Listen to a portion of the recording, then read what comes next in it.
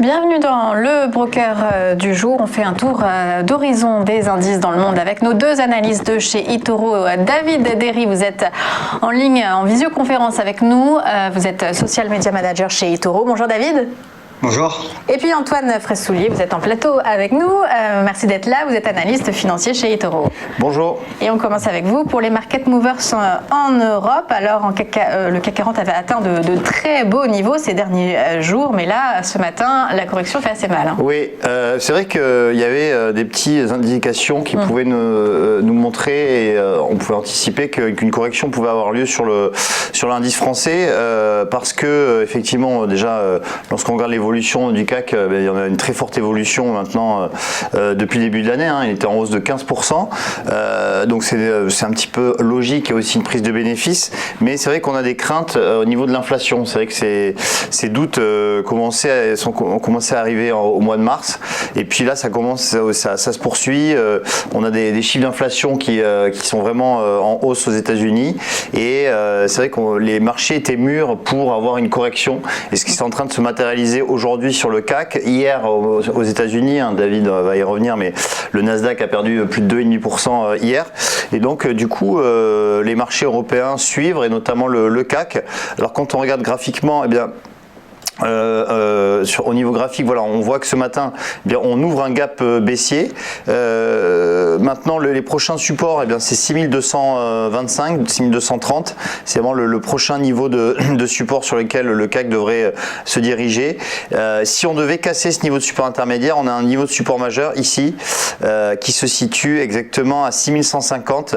Ça correspond au point bas du mois d'avril et ce niveau pourrait bloquer au moins temporairement la baisse sur le CAC. Alors on s'intéresse aux valeurs. Alors il y avait évidemment les publications trimestrielles ces derniers jours et c'est ArcelorMittal qui a fait plutôt bonne impression. Oui, effectivement, ArcelorMittal, alors même si aujourd'hui elle baisse de 4%, on a une très bonne évolution du titre Arcelor. Le groupe a publié des résultats ses meilleurs résultats depuis 10 ans, c'est pas plus compliqué que ça, avec un EBITDA, hein, c'est un des résultats opérationnels qui a triplé par rapport à 2020. C'est en raison de la forte demande d'acier dans le monde, hein, puisque avec la reprise de la croissance de l'activité, on a une très forte demande d'acier et les sidérurgistes en général en profitent. Et Arcelor en profite, hein, c'est assez impressionnant puisque si je me mets donc en format daily, voilà, on voit depuis le point bas, hein, du mois de mars de l'année dernière où le titre était à 6 €, il est monté jusqu'à donc 27,50 €. Donc on a une hausse de quasiment x7, hein, donc c'est considérable. Voilà, donc ensuite maintenant, alors peut-être que le titre est un petit peu suracheté à court terme. Si vous souhaitez investir sur le titre, il faut peut-être attendre une consolidation, voire une correction et un retour vers les 24, 25 €.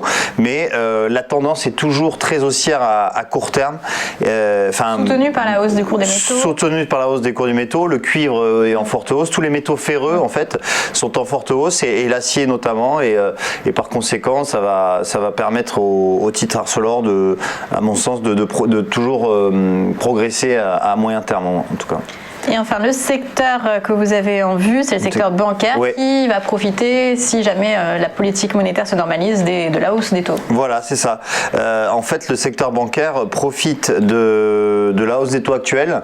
C'est vrai que le secteur a sous-performé pendant plusieurs années du fait que ces taux sont restés à zéro ou même négatifs pendant plusieurs années.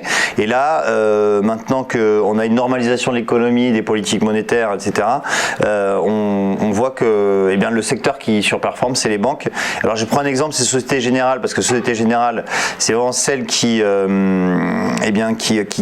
rebondit le plus. Qui vient d'annoncer une nouvelle stratégie hier. Oui, tout à fait, une nouvelle stratégie pour 2023 de réduction de coûts et d'augmentation aussi de ses revenus. Et lorsqu'on regarde, alors là je suis sur vraiment long terme, voilà, le titre était en baisse depuis donc 2017, hein, on était aux alentours des 50 € et on a baissé jusqu'à 10 €, hein, 11 € exactement pour Société Générale. Et depuis, on voit ce rebond qui s'est matérialisé sur le titre et qui maintenant, le titre Société Générale est dans une dynamique positive haussière et l'objectif à vraiment moyen long terme, ça serait un retour sur ces niveaux de pré-pandémie aux alentours des 30-31 euros. Donc voilà, ce serait l'objectif à moyen terme sur Société Générale. Eh bien, on suivra ça. C'était les market movers en Europe et maintenant on se dirige du côté des États-Unis.